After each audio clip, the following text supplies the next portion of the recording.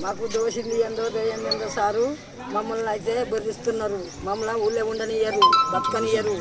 మా ఊరి నాయకత్వం కూడా కొంతమంది పుట్టు తిడుతున్నారు. మమ్మల్ని బతకనిస్తలేరు. మాదో పార్టీ అంటున్నారు.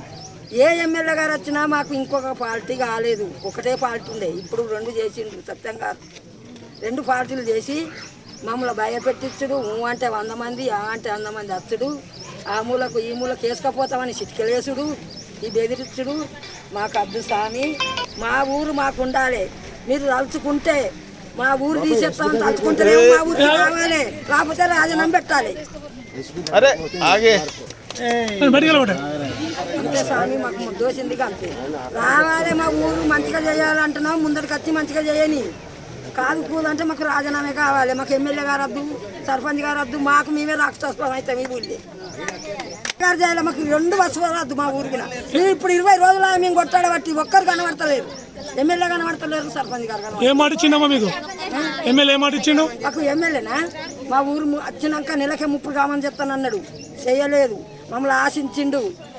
మేము ఎవరికి ఎత్తుమో వేయపోదుమో అట్టిగానే ఉందుమో మాకు తెలియదు. నీకు మంచిగా చెప్తా, బిడ్డలాల, అక్కలాల, అవరాల, సెల్లంటారాలని అన్ని హామీలు ఇచ్చిండు.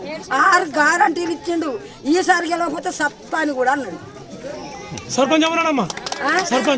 సర్పంచ్ అమ్మ అయినా కాదు కానీ ఆమె భార్య ఇక్కడ ఉంటుంది, భర్తనేమో దవాఖానలో ఉంటుంది.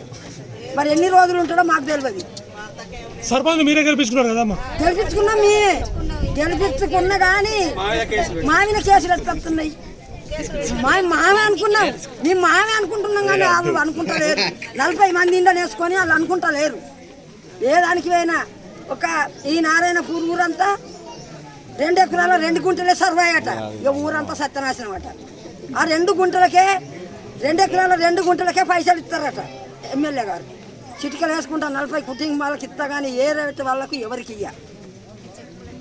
ఎమ్మెల్యే దృష్టి తీసుకుపోయారు రమ్మా. మరి మీరు ఎమ్మెల్యే దృష్టి తీసుకుపోయారా ముంపు గ్రామం చేయాలని చెప్పేసి అంటారు.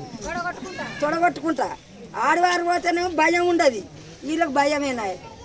ఒక్క మాటకు వాళ్ళకే నిర్వచన లేదు. ఈ ఊళ్ళో ఒక్కనాడు వంటల ప్రోగ్రామం పెట్టి వాళ్ళకు భోజనాలు పెట్టి సర్పంచ్ గారు అంటారు, మీరు ఎందుకు రాలే? మాకు తెలియదు, మేము ఇంట్లో ఉన్నాం. వాళ్ళకి సంబరాలు ఉన్న వాళ్ళకి వంటలు చేసి పెట్టుకున్నాం. సంబరాలు లేని వాళ్ళు మోలెత్తారు. మా ప్రభుత్వం మా ముప్పు గ్రామం కావాలి, మా ఊరు మంచిగా వెళ్ళిపోవాలి.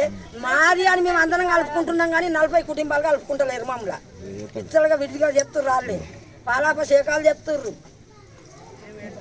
మేము ఏడ్చుకుంటూ కూర్చుంటున్నాం. దీన్ని మాకు తిండి లేదు, తిప్పల లేదు, చాలీళ్ళు అన్నటోళ్ళు లేరు, పులీలు అన్నటోళ్ళు లేరు. ఇక వరిగా మేము కూడా పడిపోతాం. ఇన్ని ఆ గ్రామ సభలో లొల్లి లేదు, ఏది లేదు. ఒకరికొకరు మరి ఈ వాడకు 5 ఉంది, ఆ వాడకు 10 ఉంది, నువ్వు బోర్లు తీస్తలేవు, అది తీస్తలేవు అని అడిగి ఏమనుకోలేదు.